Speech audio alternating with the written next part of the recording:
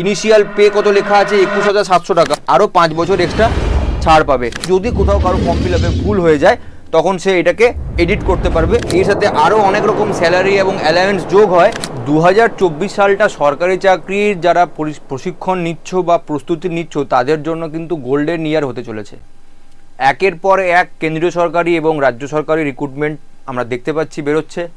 এবং রেলের ক্ষেত্রে আমরা যদি দেখতে পাই অ্যাসিস্ট্যান্ট লোকো পাইলট, টেকনিশিয়ান এবং তারপরে নেক্সট সবথেকে বড় ভ্যাকেন্সি আমরা যেটা রেলে দেখতে পেয়েছি বেরিয়ে গেছে শুভ নববর্ষের দিনকে, অর্থাৎ কালকেই আমাদের এই নোটিফিকেশানটা বেরিয়ে গেছে। সেই নোটিফিকেশানটার নামই হচ্ছে আরপিএফ এর কনস্টেবল এবং সাব ইন্সপেক্টর 2024-এর নিয়োগ।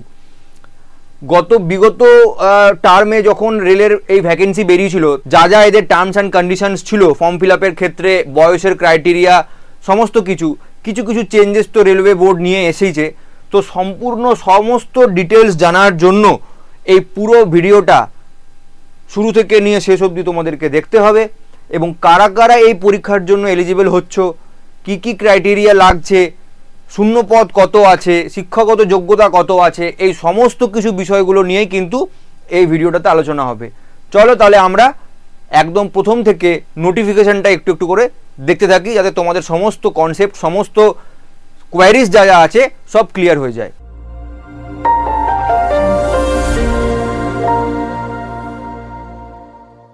আমরা প্রথমেই দেখতে পাচ্ছি কনস্টেবলের যে নোটিফিকেশনের পিডিএফটা চলে এসছে আমাদের কাছে।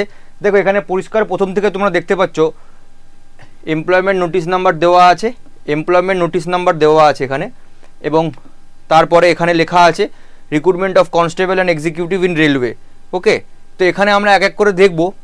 কনস্টেবলের ক্ষেত্রে দেখো বয়সের সীমা লেখা আছে 18 থেকে 28 অবধি, অর্থাৎ 18 থেকে নিয়ে আমাদের 28 অবধি বয়স হতে হবে। এজ কিন্তু মাথায় রাখবে, এখানে লিখে দেখিয়ে দিচ্ছি, এজ কিন্তু হবে 18 থেকে 28 অবধি। অর্থাৎ জেনারেল ক্যান্ডিডেট যদি তোমরা ইউআর হও বা ইডাব্লিউএস হও তাহলে কিন্তু এই 1/7 অর্থাৎ 1/7 এই তারিখের মধ্যে 1/7/24 এই তারিখের মধ্যে তোমাদের বয়স হতে হবে কত না 28 বছর। ওবিসি যদি হও সেক্ষেত্রে তোমরা এখানে বয়সে 3 বছর ছাড় পাবে। আর যদি এসসি বা এসটি হও তাহলে এই নোটিফিকেশানে তোমরা বয়সে আরও 5 বছর এক্সট্রা ছাড় পাবে। এখানে পরিষ্কার লেখা আছে ইনিশিয়াল পে কত লেখা আছে 21,700 টাকা, অর্থাৎ 21,700 টাকা বেসিক শুধু নয়, এর সাথে আরও অনেক রকম স্যালারি এবং অ্যালাউন্স যোগ হয়। মোটামুটি তোমরা দেখে রাখতে পারো 21,700-র সাথে না তোমরা মোটামুটি এর সাথে 1.8 গুণ করে দিও, যেটা আসবে সেটা তোমাদের গ্রস স্যালারি আসবে অ্যাপ্রক্স। এটা শুধুমাত্র বেসিক, তার সাথে আরও অনেক রকমের অ্যালাউন্স থাকে। এই সবগুলো গুণ করে দিয়ে এটার সাথে 21,700 সাথে 1.8 গুণ করে দিলে কনস্টেবল অ্যান্ড এক্সিকিউটিভের যে স্যালারিটা সেটা এখানে চলে আসবে। ঠিক আছে, এখানে আর কি কি নতুন আমাদের ইনফরমেশন আছে, যে ইনফরমেশনগুলো আমাদের কাজে লাগবে। 15 তারিখ থেকে ফর্ম ফিল আপ শুরু হচ্ছে আর 14ই মে অবধি ফর্ম ফিল আপ চলবে। অর্থাৎ তোমরা বুঝতেই পারছো 15ই এপ্রিল অর্থাৎ আজ থেকেই কিন্তু ফর্ম ফিল আপ শুরু হয়ে গেছে আর 14ই মে অবধি তোমাদের ফর্ম ফিল আপ চলবে। এবং তারপরে তোমাদের 15 তারিখ থেকে 24 তারিখ অবধি এই টাইম পিরিয়ডটা দেওয়া হবে। যদি কোথাও কারো ফর্ম ফিল আপে ভুল হয়ে যায় তখন সে এটাকে এডিট করতে পারবে, এডিট উইন্ডোটাও ওপেন হবে। নেক্সট পয়েন্ট আমরা দেখি। নেক্সট এখানে পয়েন্ট যেটা আছে, ইম্পর্টেন্ট পয়েন্ট আমাদের দেখতে হবে যে পয়েন্টগুলো। দেখো এখানে বয়সের ক্রাইটেরিয়াটা দেওয়া আছে যে এসসি এসটিরা 5 বছর বয়সের ছাড় পাবে, এসসি এসটিদের ক্ষেত্রে 5 বছর বয়সের ছাড় এবং ওবিসিদের ক্ষেত্রে 3 বছর বয়সের ছাড় দেওয়া হচ্ছে। এই দুটো পয়েন্ট কিন্তু লেখা আছে। অর্থাৎ এসসি এসটিদের ক্ষেত্রে বয়সটা হয়ে যাচ্ছে 28 + 5 অর্থাৎ 33 বছর অবধি। আর যদি ওবিসি হও সেক্ষেত্রে 28 + 3 31 অবধি ওবিসিদের ক্ষেত্রে। আর এটা হয়ে গেল এসসি অথবা এসটিদের ক্ষেত্রে বয়সের শেষ সীমা হচ্ছে। ঠিক আছে, মেল ফিমেল বোথ ক্যাটাগরির ক্ষেত্রে। এবং এখানে তোমাদের আপার এজ লিমিট দেওয়া আছে। ইউআরদের ক্ষেত্রে তোমাকে জন্মাতে হবে 2/7/1996, ওবিসি হলে 2/7/1993 মধ্যে, আর এসসি বা এসটি হলে তোমার ডেট অফ বার্থ হতে হবে 2/7/1991 মধ্যে। ঠিক আছে, এই জিনিসগুলো কিন্তু তোমাদেরকে মাথায় রাখতে হবে। আর যেটা শুরুর এজ লিমিট অর্থাৎ স্টার্টিং এজ সেটা তোমাদেরকে 1 জুলাই 2006 এই তারিখের পরে তোমাদের ডেট অফ বার্থ হতে হবে। এই ইনফরমেশনগুলো কিন্তু খুব ভালো করে ইম্পর্টেন্ট, এগুলো দেখে রাখতে হবে। আচ্ছা, এরপরে আমাদের নেক্সট যে ইনফরমেশনটা থাকবে সেটা কি আছে, আমরা চলো এক এক করে সেগুলো দেখি। আচ্ছা, আমাদের এখানে পরীক্ষার যে প্যাটার্ন কম্পিউটার বেসড টেস্ট বা সিবিটি হবে। দেখো এখানে পরিষ্কার লেখা আছে সিবিটি হবে। তো সিবিটি পরীক্ষা হবে যখন এখানে লেখা আছে, এখানে পরীক্ষার কোশ্চেনের স্ট্যান্ডার্ডও লেখা আছে এবং কতক্ষণ সময় সেটাও দেওয়া আছে। দেখো টোটাল ডিউরেশন লেখা আছে 90 মিনিট, আর টোটাল কোশ্চেন থাকবে কটা না 120টা। 120টা কোশ্চেন থাকবে এবং 90 মিনিট সময়, অর্থাৎ এই টার্মগুলো কিন্তু ভালো করে তোমাদেরকে মাথায় রাখতে হবে। চলো নেক্সট কি আছে আমাদের দেখে নিই। আমাদের নেক্সট যে ইনফরমেশনটা দেওয়া আছে সেটা হচ্ছে এখানে দেখো পরীক্ষাতে কিন্তু 1/3 করে নেগেটিভ মার্কিংও আছে, অর্থাৎ 3টে কোশ্চেন ভুল যাওয়ার জন্য 1 নম্বর করে মাইনাস হবে, সেটাও কিন্তু এখানে লেখা আছে। আচ্ছা, এই পরীক্ষাটাতে পাস করার পরে কিন্তু আমাদের যেটা লাগবে সেটা হচ্ছে আমাদের একটা ফিজিক্যাল এফিসিয়েন্সি টেস্ট হবে এবং ফিজিক্যাল মেজারমেন্ট টেস্ট হবে। যে কোনো পরীক্ষায় যেগুলো পুলিশ জাতীয় বা ডিফেন্স জাতীয় লাইনের পরীক্ষা সেখানে এটা হয়। এবং তোমাদের এখানে দেওয়াই আছে কনস্টেবলদের ক্ষেত্রে এখানে দেখো 1600 মিটার রান হবে মেল ক্যান্ডিডেটদের ক্ষেত্রে, 5 মিনিট 45 সেকেন্ড সময় পাবে। তার সাথে তোমাদেরকে লং জাম্প দিতে হবে 14 ফিট এবং হাই জাম্প দিতে হবে 4 ফিট। আর ফিমেলদের ক্ষেত্রে দেখো 800 মিটার দৌড়াতে হবে, সেক্ষেত্রে তাদের সময় থাকবে 3 মিনিট 40 সেকেন্ড এবং তার সাথে তাদেরকে লং জাম্প দিতে হবে 9 ফিট এবং হাই জাম্প দিতে হবে 3 ফিট। অর্থাৎ এই জিনিসগুলো কিন্তু তোমাদেরকে, এই জায়গাগুলো কিন্তু তোমাদেরকে কোয়ালিফাই করতে হবে, এই জিনিসগুলো কিন্তু অতি অবশ্যই মাথায় রাখবে। আর তার সাথে কিছু ফিজিক্যাল মেজারমেন্ট টেস্টও হবে।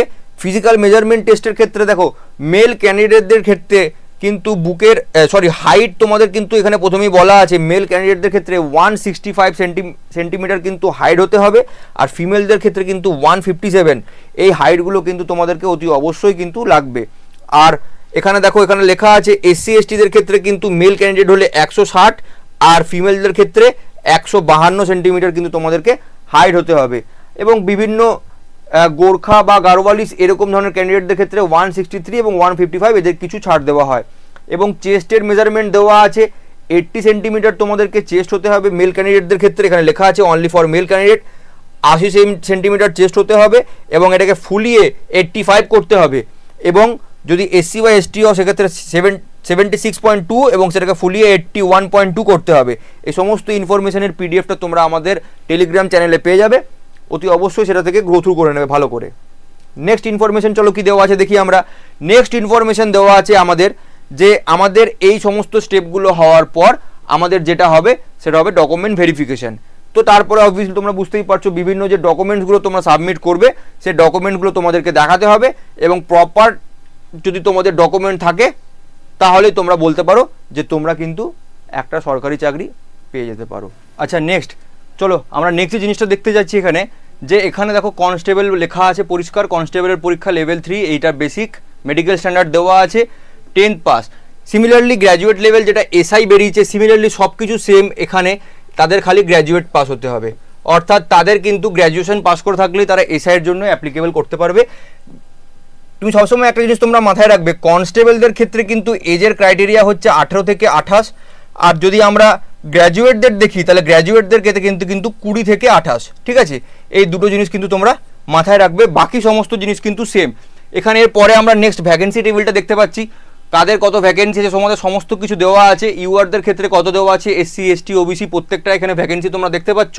এই ভ্যাকেন্সি টেবিলটা ভালো করে গো থ্রু করে রাখবে, এই জিনিসগুলো কিন্তু তোমাদের খুব ইম্পর্টেন্ট হবে। আচ্ছা নেক্সট যে জিনিসটা নিয়ে আমরা আলোচনা করবো যেটা সবথেকে ইম্পর্টেন্ট জিনিস, সেটা হচ্ছে লাস্টলি সিলেবাস। এই পরীক্ষাটার সিলেবাস কী কী আছে দেখো। এই পরীক্ষাটার সিলেবাস যদি তোমাদেরকে দেখতে হয়, আমি যদি একটু স্ক্রিনটাকে একটু জুম করি তাহলে তোমরা ভালো করে দেখতে পাবে এই পরীক্ষাটাতে সিলেবাস যেগুলো আছে সেটা হচ্ছে কি, প্রথমে দেখো অ্যারিথমেটিক, 35 নম্বরে অ্যারিথমেটিক থাকবে। এখানে লেখা আছে অ্যারিথমেটিকের তোমাদের সিলেবাসটা পুরো লেখা আছে, number system, whole number, decimal, fraction, relations between number, fundamental arithmetic operations, percentage, ratio, proportion, average, interest, profit and loss, discount ইত্যাদি, এবং কিছু কিছু মেনসুরেশন, টাইম অ্যান্ড ডিস্টেন্স ইত্যাদি থেকে কোশ্চেন থাকবে। যদি আমরা রিজনিং থেকে দেখি 35 নম্বরের পরীক্ষা হবে, এখান থেকে কী কোশ্চেন থাকতে পারে, এখান থেকে তোমরা পরিষ্কার দেখতে পাচ্ছ অ্যানালজিক্যাল কোশ্চেন থাকবে, সিমিলারিটিস থাকবে এবং জাতীয় ভেন ডায়াগ্রাম থাকবে, ডিসিশন মেকিং থাকবে, এই জাতীয় যেগুলো তোমাদের নর্মালি সমস্ত রিজনিংয়ের পরীক্ষায় কম্পিটিটিভের পরীক্ষাতে যা সিলেবাস থাকে, স্টেটমেন্ট, কনক্লুশন, সিলগ ইত্যাদি ধরনের চ্যাপ্টারগুলো থাকবে। নন ভার্বাল কিছু চ্যাপ্টার থাকবে, অ্যারিথমেটিক নাম্বার সিরিজ থাকবে, কোডিং ডিকোডিং থাকবে, এই চ্যাপ্টারগুলো থাকবে। নেক্সট টাইপ হচ্ছে জেনারেল অ্যাওয়ারনেস, জেনারেল অ্যাওয়ারনেস 50 নম্বরের পরীক্ষায় কোশ্চেন থাকবে। জেনারেল অ্যাওয়ারনেসের ক্ষেত্রে নর্মাল আমাদের হিস্ট্রি, জিওগ্রাফি, ইকোনমিক্স ইত্যাদি, সায়েন্স এবং কারেন্ট অ্যাফেয়ার্স, স্ট্র্যাটেজিকে এই পার্টগুলো থেকে কিন্তু আমাদের কোশ্চেন থাকবে। অর্থাৎ তোমরা বুঝতেই পারছো এই পার্টগুলো আমাদেরকে ভালো করে ইম্পর্টেন্টলি পড়তে হবে। এবং খুব বাম্পার ভ্যাকেন্সি, এত ভ্যাকেন্সি, 18 থেকে 28 বছরের বয়সের সীমা আছে, যেটা কিনা আগে 18 থেকে 25 ছিল। সুতরাং এই ক্রাইটেরিয়াগুলো তোমরা যদি ম্যাচ করতে পারো অতি অবশ্যই কিন্তু এই পরীক্ষাটার জন্য তোমরা প্রস্তুতি শুরু করে দাও। এই পরীক্ষাটার জন্য তোমাদের প্রত্যেকের ভালো করে প্রিপারেশনের জন্য অগ্রিম আমরা শুভেচ্ছা জানাই। এরকম ধরনের আরও আপডেটের জন্য বিসিসিআই কম্পিটিটিভ ইউটিউব চ্যানেলটি তোমরা অতি অবশ্যই সাবস্ক্রাইব করে রাখো।